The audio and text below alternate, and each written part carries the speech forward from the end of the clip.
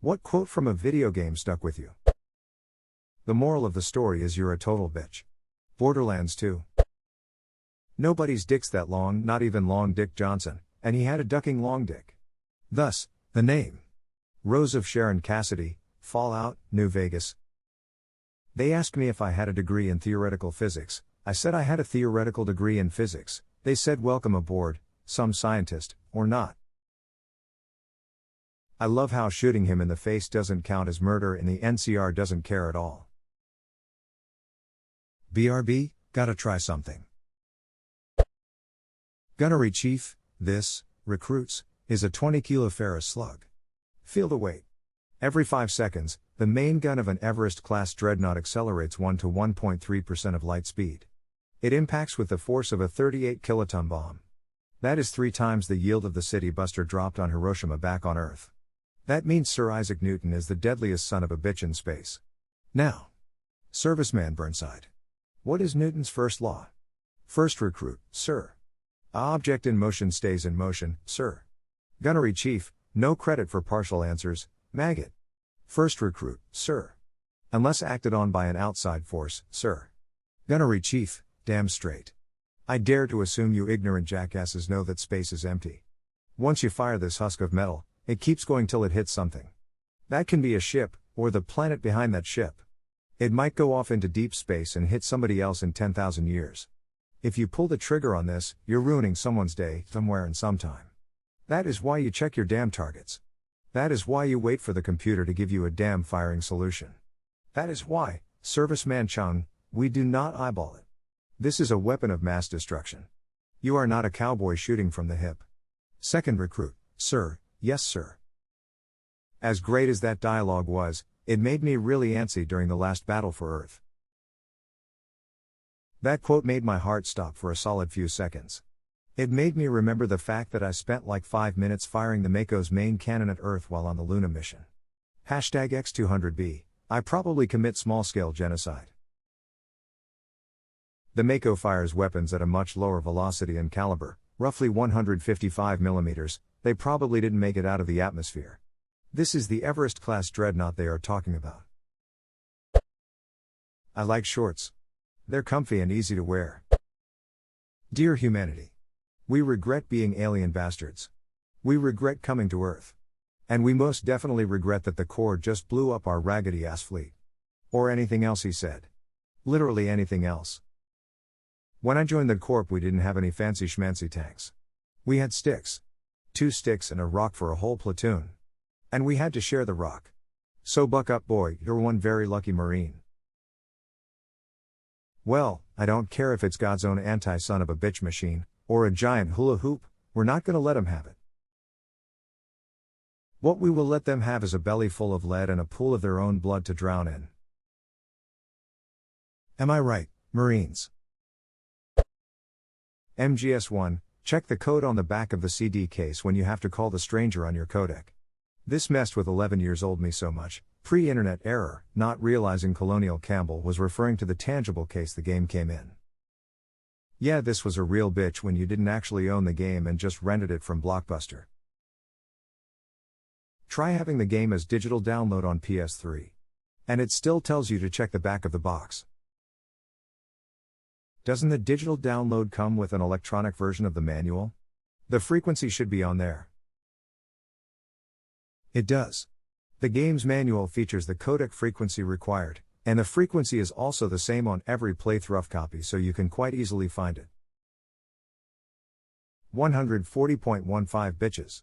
Snake doesn't forget.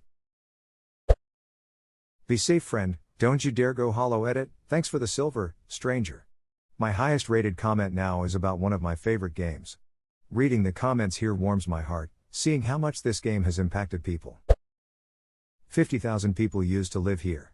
Now it's a ghost town. I lost 30,000 men in the blink of an eye. And the world just ducking watched. The only F word in the whole game, and it was powerful. Well, until you got to multiplayer. The game was rigged from the start, Benny. What in the goddamn?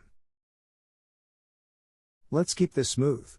Smooth moves like smooth little babies. You exist because we allow it. You will die because we demand it. It took me a couple attempts to get into Mass Effect. Eventually I just pushed through despite not really enjoying the game. Then that line sold me on the whole thing. Edit, okay, seriously? A good dozen people have replied with the stand on the ashes of a trillion. Line. You don't need to add to the pile. Sovereign is so powerful there that is the only time in a video game where I have ever seriously questioned whether we were going to win. We are so screwed. And then on Elos you truly understand what the Protean scientists did for us. You realize there is no easy win button. Every group who has come before you has failed. Even the Protheans, with technology beyond the current galaxy's cycle, did little more than create a speed bump on the Reaper's path to the elimination of life. All the Protheans managed to do was give you more time. And ultimately all that did was delay them for 3 years. Without the choice at the end, I legitimately did not know how we were going to defeat them. We had super amounts of luck, we were an upgraded superhuman with cutting-edge technology, and with all that, all we managed to take down was one full-size one, 2 destroyers, and an embryo. Great, we took down 4, only a few thousand more to go. Yeah, I love the scale of the war and how existential it became. The Reapers are insanely powerful, and we are just the weeds growing in their garden, in the specially designed weed boxes for easy destruction. All of our advanced technology is the crumbs they left us so we could line up for the slaughterhouse. #X200B, we might as well be fighting gods. Yeah, hey, what are you selling? Oh, I'll buy it at a high price. Not enough cash, stranger. It's so much easier to see the world in black and white. Gray? I don't know what to do with Gray Garrus Vicarian. It's great that Garrus doesn't have that stick in his ass, but now Hess beating people to death with it. If you chase 2 rabbits, you lose them both. Native American proverb. Civ 4? 3? I think 4. Beware of he who would deny you access to information, for in his heart he dreams himself your master. This one is machine and nerve, and has its mind concluded. This one is but flesh and faith, and is the more deluded. Gravemind. Kill me or release me, parasite, but do not waste my time with talk. There is much talk, and I have listened through rock and metal and time. Now I will talk and you will listen. For all the bombast and popularity of the Halo games, the campaigns were written so damn well. Gravemind's poetic speech just hits that sweet spot. Hey Nico. It's Roman, let's go bowling. I just had a flashback of me running Roman over with a comment. But if you run him over you don't get to hear him talk about #big American titties. Edit, 90% of my karma comes from one character now.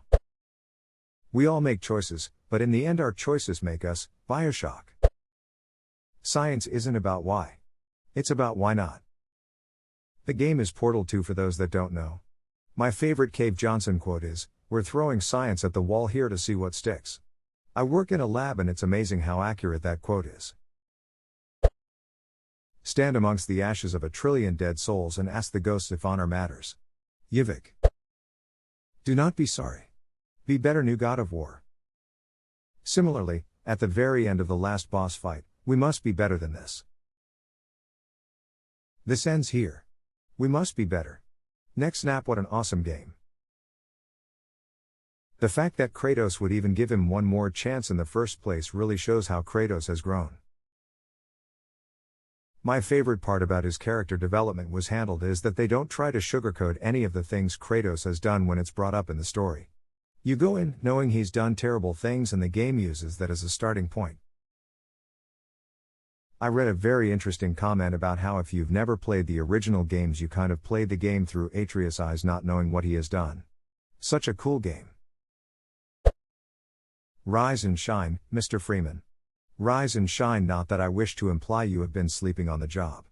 No one is more deserving of a rest.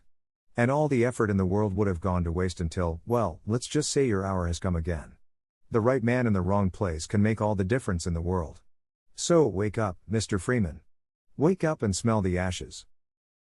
My brain can recite every line in the right cadence.